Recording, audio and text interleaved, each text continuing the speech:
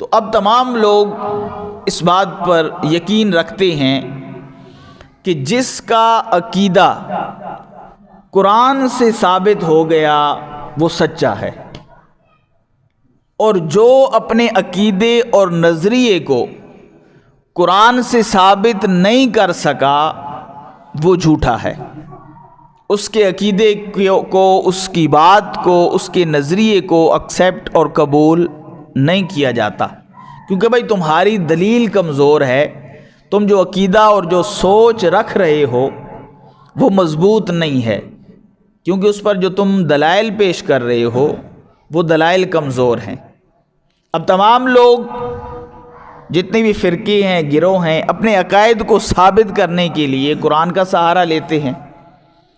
تو اب جس کو اپنے عقیدے پر قرآن سے کچھ آیات مل جاتی ہیں، ٹھیک ہے، تو اس کا مقابلہ کوئی دوسرا نہیں کر سکتا۔ کیوں؟ کہ بھئی اس کے پاس قرآن کی آیات ہیں، اس کے پاس قرآن کی دلائل ہیں، تم اس کا مقابلہ کیسے کرو گے؟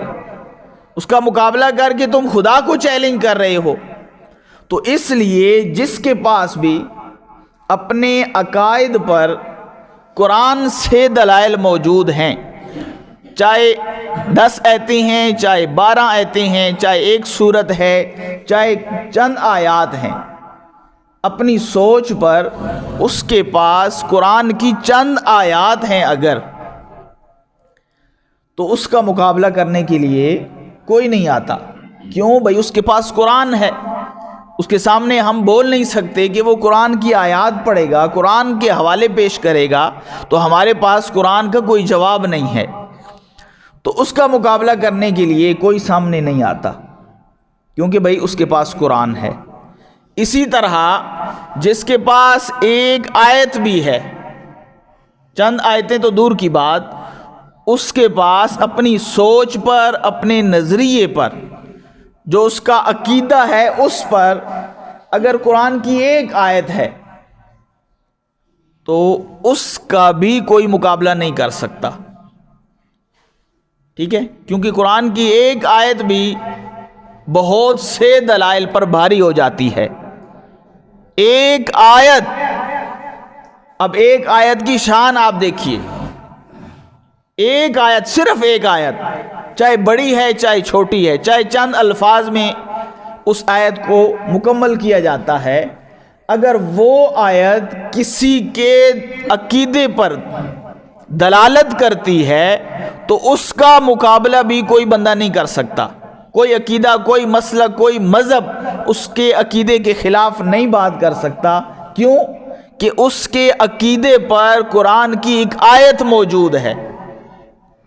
اچھا، آیت بھی بڑی بات ہے، اس سے بھی اگر آپ پیچھے آ جائیں، اگر کسی کے پاس، میں ایک تمیز سمجھا رہا ہوں تو آپ نے اس بات کو ذہن میں رکھنا ہے، آیت کی جو اہمیت ہے اور آیت کی جو بلندی ہے اور عظمت ہے اس کو دیکھیے۔ آیت کو چھوڑ دیں، پیچھے آ جائیں، اگر کسی کے پاس اپنے عقیدے میں پوری آیت نہیں ہے، آدھی آیت اس کے عقیدے پر دلالت کرتی ہے، پھر بھی اس کا مقابلہ کوئی نہیں کر سکتا۔ پورے آیت کو بھی آپ چھوڑ دیں، ایک لفظ کو آپ لے لیں، قرآن کے ایک لفظ کی بھی اتنی اہمیت اور اتنی مضبوطی ہے کہ اگر کسی کے عقیدے، کسی کی سوچ پر قرآن کا ایک لفظ بھی دلالت کرتا ہے تو ساری دنیا مل کر بھی، اپنے سارے دلائل کو لا کر بھی اس کے عقیدے کے خلاف نہیں آ سکتے۔ کیوں؟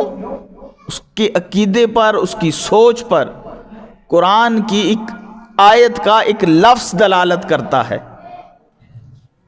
اگر یہاں تک آپ کو بات سمجھ آ گئی ہو تو میں بہت اپنے موضوع کے نزدیک آ گیا ہوں کہ قرآن کی ایک لفظ کی اہمیت،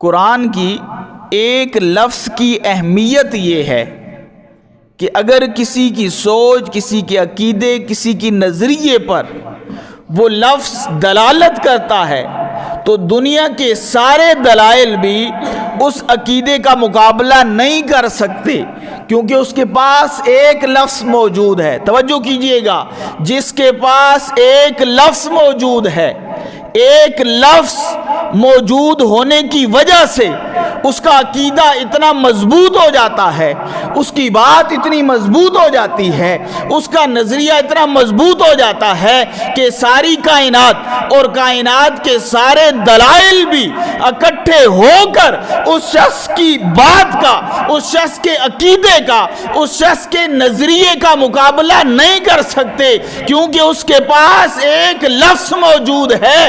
جس کے پاس ایک لفظ موجود ہے، ساری کائنات اس کے دلائل مل کر اس کا مقابلہ نہیں کر سکتے، تو پھر سوچئے اس ذات کی شان کیا ہوگی جس کے بارے میں آقا نے فرما رکھا ہے القرآن مع علی و علی مع القرآن۔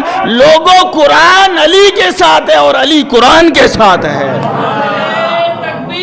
اللہ اکبر، یا رسول اللہ، یا علی۔ فرمایا پورا قرآن علی کے ساتھ ہے اور علی قرآن کے ساتھ ہے۔